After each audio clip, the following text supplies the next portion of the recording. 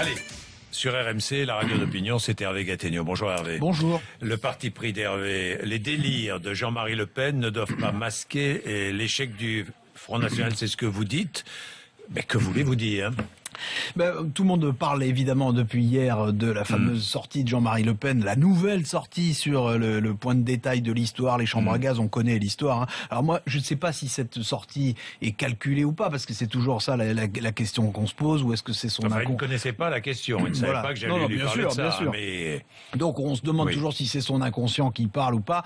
Pour tout vous dire, moi, je m'en fiche un peu. Il y a eu assez de précédents fâcheux et même un peu fachos pour qu'on sache largement à quoi s'en tenir à propos de Jean-Marie Le Pen sur ce sujet. Mais ce que je veux dire, c'est qu'il ne faudrait pas que cette polémique occulte le vrai échec du Front National au départemental cette semaine. Parce que qu'est-ce qui s'est passé finalement ? Contrairement à ce qu'avait rêvé Marine Le Pen, le Front National, après avoir fait un très bon score, un excellent score au premier tour, n'a pas gagné de département au deuxième tour et surtout, il n'a pas réussi à peser du tout sur le troisième tour, c'est-à-dire à s'imposer, comme Marine Le Pen l'espérait, en arbitre au moment de l'élection des présidents de département. C'est ce qui s'est passé hier. Même dans les départements où le Front National était très fort, même dans le Vaucluse, où il était à un cheveu de gagner ce département, finalement, tout s'est joué entre la droite et le Parti Socialiste et le Front National a été marginalisé.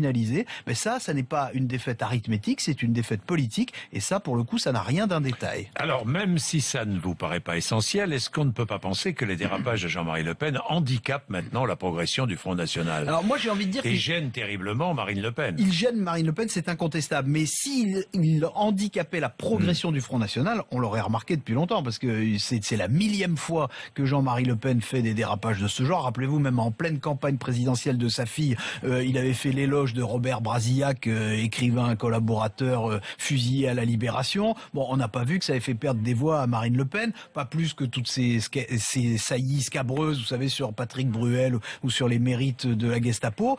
En fait, on peut même se demander si ce n'est pas un peu l'inverse. C'est-à-dire que plus Jean-Marie Le Pen apparaît comme un vieillard odieux et antisémite, plus sa fille, par contraste et aussi par habileté, il faut lui reconnaître, passe pour une dirigeante moderne et modérée. Bon, ça ne veut pas dire que son père le fait exprès, soyons clairs, je ne crois pas du tout qu'il ait envie de lui rendre service. Mais en termes d'image, d'une certaine façon, Marine Le Pen en profite si le Front National, lui, n'en profite pas. C'est-à-dire que pendant que le diable est dans les détails, comme on dit, et en l'occurrence dans le détail, la dédiabolisation peut continuer. Oui, mais elle va être obligée maintenant de prouver qu'il y a dédiabolisation pendant des sanctions. Mais de toute façon, il faut toujours qu'elle le prouve. On a vu qu'il y a eu beaucoup de dérapages également pendant la campagne départementale. Est-ce qu'on ne peut pas penser qu'il y a aussi entre le père et la fille des divergences sur la stratégie du Front National, notamment sur ses positions économiques? Ça, je l'ai senti hier.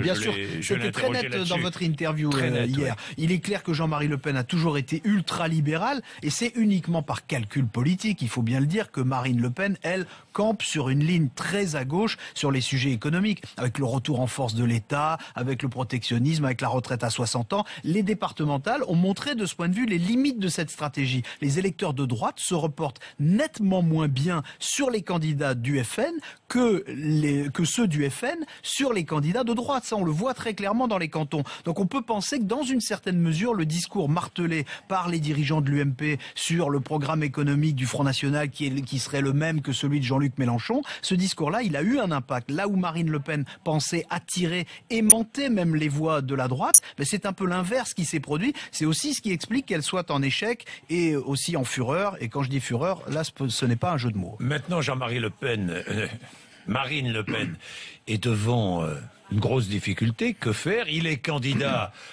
dans la région PACA aux prochaines régionales. Il est président d'honneur du Front National. Il est à nouveau visé par des poursuites judiciaires. Est-ce que sa fille doit l'écarter du Front National? Après tout ce qu'il a déjà dit, que Jean-Marie Le Pen soit encore président d'honneur du Front National, bon, par parenthèse, c'est le seul multirécidiviste que tolère le Front National en France.